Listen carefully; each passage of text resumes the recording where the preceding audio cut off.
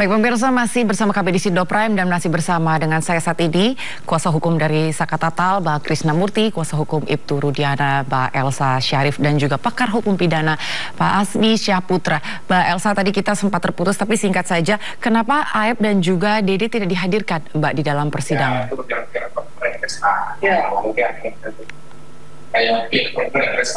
Halo Mbak Elsa. Halo Mbak Elsa. Ya, saya ulangi kembali pertanyaan saya tadi yang sempat terputus Mbak Elsa. Kenapa Aep dan juga Dede tidak dihadirkan Mbak Elsa di persidangan? Suaranya nggak kedengeran. Sekarang sudah jelas Mbak? Bukan, itu ada suara. Oke, sudah di-mute. Ya, sudah di-mute oleh yang lainnya. Oh, iya. Mbak Elsa, kenapa Aep dan juga Dede tidak dihadirkan ke persidangan Mbak Elsa? Ya. Silakan. Ya, Mbak Elsa, sudah jelas suara saya? Ya, dah. Baik. Mbak Elsa, kenapa Aep dan Dede tidak dihadirkan di persidangan, Mbak? Saya sudah tanyakan itu adalah permintaan mereka berdua karena mereka takut. Tadinya mereka menjelaskan itu karena ditanya apakah melihat ada kecelakaan di sini. Motornya ini, begitu dia lihat, oh enggak, saya enggak ada kecelakaan di sini. Tapi yang ada waktu itu motor ini kan dikejar-kejar gitu, dia ceritain. Terus siapa yang kejar? Apakah kenal? Oh ya, teman yang pernah duduk dulu, saya tahu orangnya nih.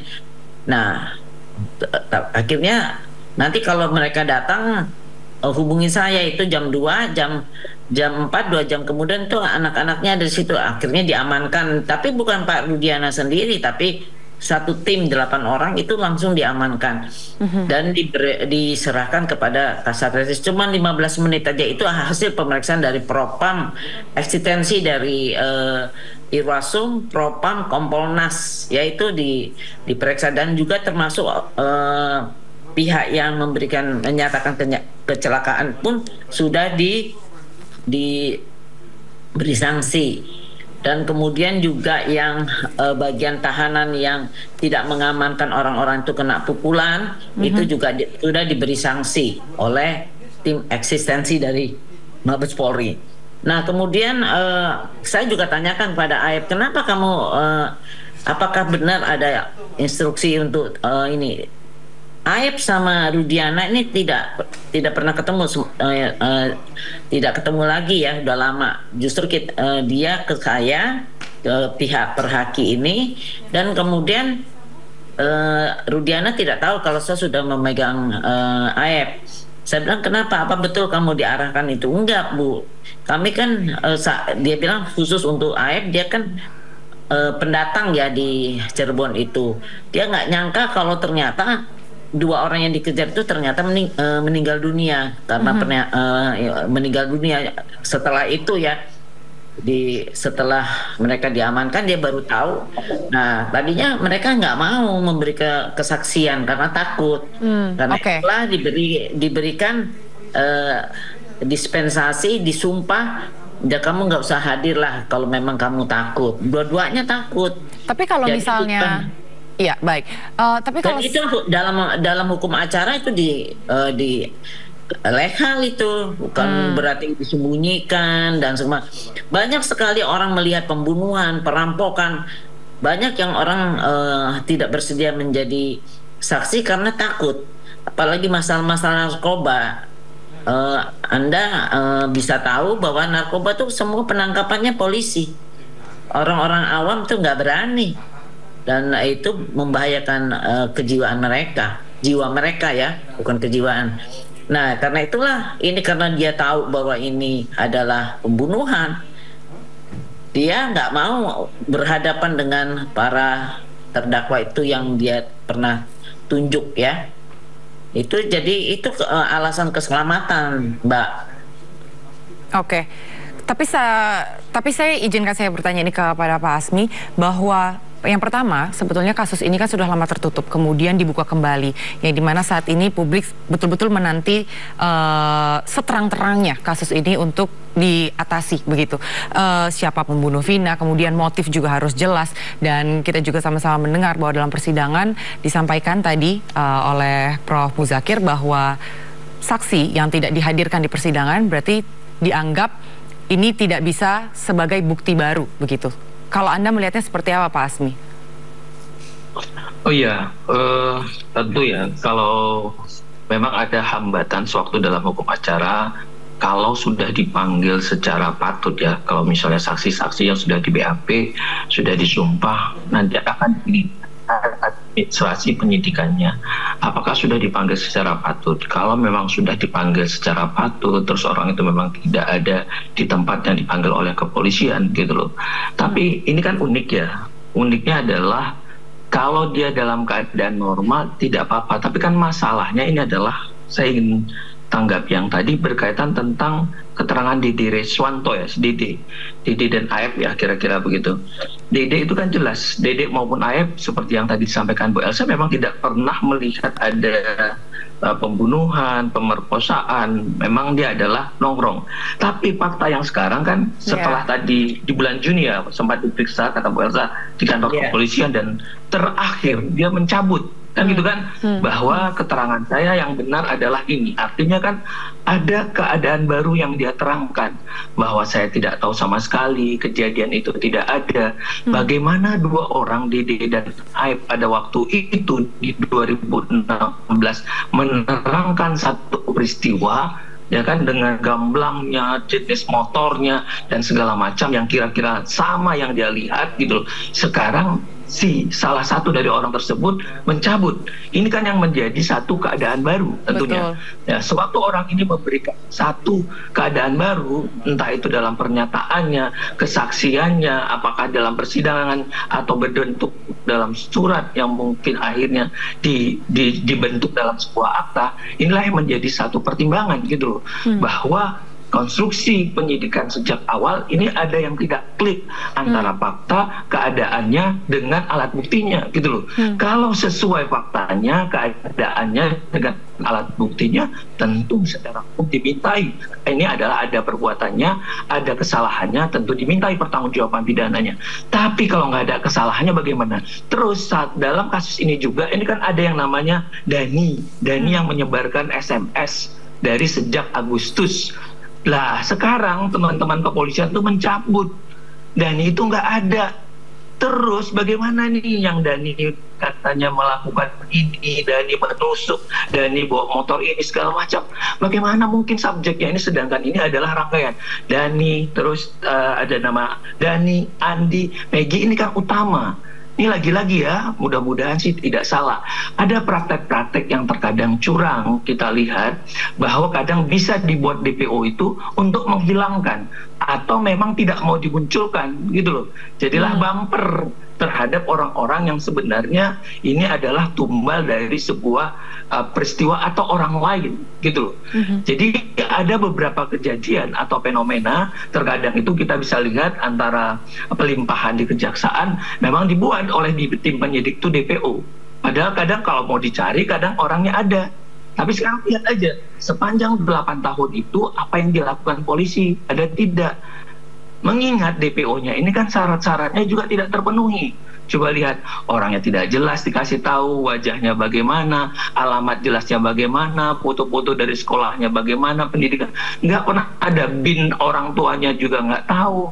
Jadi ini DPO yang setengah-setengah dibuat gitu loh, memang tidak ingin melanjutkan tampaknya, jadi ya patut diduga gitu loh. Ini sebenarnya adalah untuk menghilangkan ada pelaku lain, jadi bukan pelaku ini.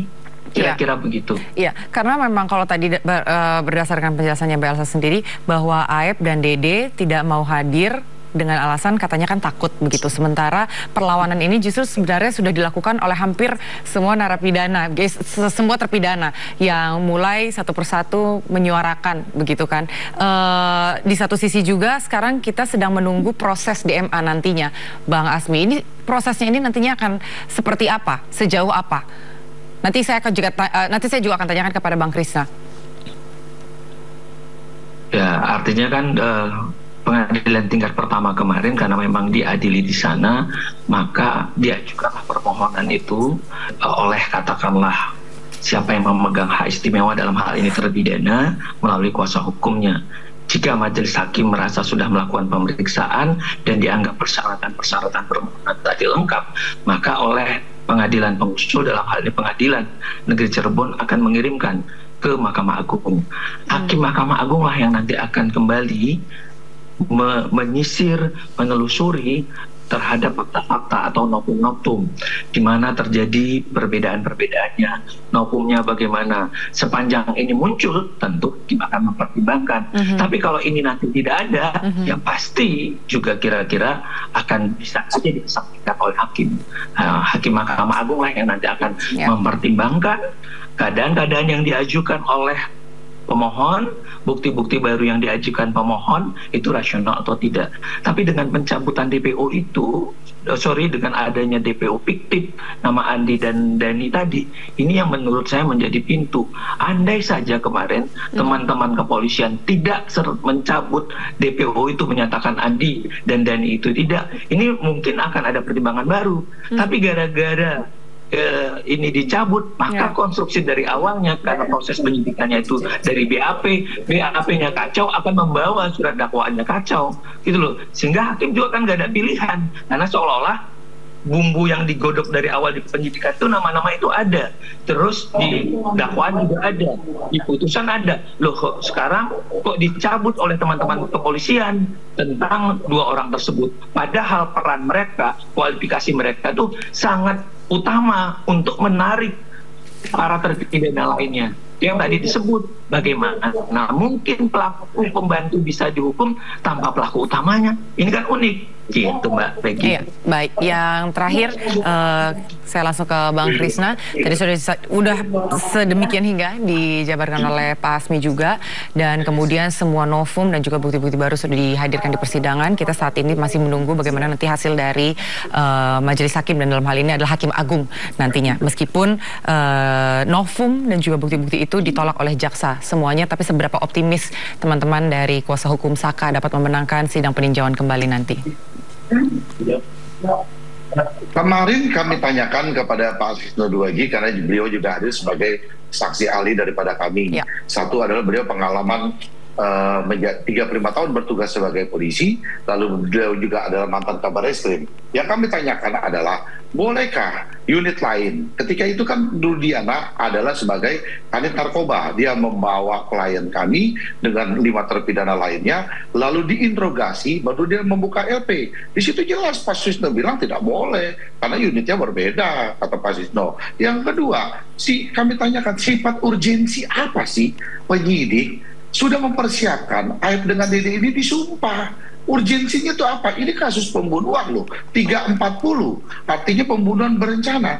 Kok sudah pagi-pagi hari dipersiapkan kan dengan sumpah supaya dia tidak datang ke pengadilan? Ini urgensinya apa? Nah, lalu kami tanyakan lagi, itu juga belum pernah terjadi, kata Pak Sisno. Jadi kasus pembunuhan kan sifatnya bahwa tidak dihadirkan yang menyaksikan, karena ini dasarnya adalah keterangan-keterangan, kan keterangan dan pengakuan. Nah, lalu kami cocokkan lagi kan, buktinya apa? Ketika bukti 2016 bahwa terjadi ada luka penusukan, lalu ada kan pembacokan dengan samurai, bukti yang hadir di pengadilan itu hanya batu dan kayu, gitu loh, hanya batu dan kayu. Lalu kami tanyakan lagi, apakah sudah menguatkan dengan bukti sperma yang tanpa dites DNA, di situ dinyatakan adanya sebuah peristiwa pembunuhan. Itu juga banyak kami tanyakan, kami gali, karena kan keterbatasan kami tentang SOP bahwa Rudiana yang melapor, lalu Rudiana yang menginterogasi, lalu Rudiana juga yang mengarahkan, diperbolehkan tidak. Jelas Pak Sisno bilang nggak pernah terjadi selama dia berdinas 35 tahun kan menjadi polisi dan mantan Kabar Reskrim, itu nggak pernah terjadi. Kenapa kami katakan bahwa itu Rudiana yang mengarahkan? Karena dari dasar keterangan Dede dan Liga Akbar dia sudah diarahkan gitu loh oleh Rudiana. Nah, tapi buat kami bahwa yang terpenting adalah kami sudah melakukan hak konstitusionalnya kami yang diatur secara undang-undang pun juga bahwa kami melakukan upaya PK dengan bukti-bukti novum kami baru, silakan saja jaksa berpendapat bahwa itu adalah novum bagian lama, nggak masalah. Tapi yang kami lihat bahwa novum foto-foto tersebut betul dihadirkan di 2016, tapi foto-foto tersebut juga tidak ada di dalam berkas perkara, baik Saka Tatal ataupun 5 terpidana lainnya. Jadi kami menganggap itu adalah novum baru. Lalu saksi-saksi sepakta juga sudah kami hadirkan, seperti Widya dengan Mega, kan sudah dicatatkan walaupun dia tidak ada di dalam 2016. Dia mengatakan Vina dalam keadaan haid, Vina dalam keadaan dia menstruasi itu hari, lalu 2205 dia masih berkomunikasi dengan Vina, lalu kan satu jam kemudian ada peristiwa Polsek Talun menghubungi, ada peristiwa kecelakaan, tapi dalam berkas perkara jam 21.05 sudah terjadi penganiayaan dan pemerkosaan. Jadi kami sekarang sudah selesai sidang kami, tinggal diberangkatkan ke Mahkamah Agung, ya di sanalah yang bisa menganulir jurek fakti, jurek jurisnya, ya kan kami berharap bahwa PK kami bisa dikabulkan. Itu aja Mbak. Baik, yang artinya semua upaya untuk menghadirkan novum-novum sudah dilakukan dari kuasa hukum Saka Tatal, dan tadi juga sudah disampaikan oleh Bang Krisna bagaimana nantinya, kita tunggu bagaimana keputusan nanti dari Hakim Agung. Terima kasih sekali semuanya untuk waktu yang telah disediakan bagi kami dari Sindo Prime. Untuk Mbak Elsa terima kasih, selamat malam Mbak Elsa, selamat malam Bang Krisnamurti, dan selamat malam Pak. Selamat malam.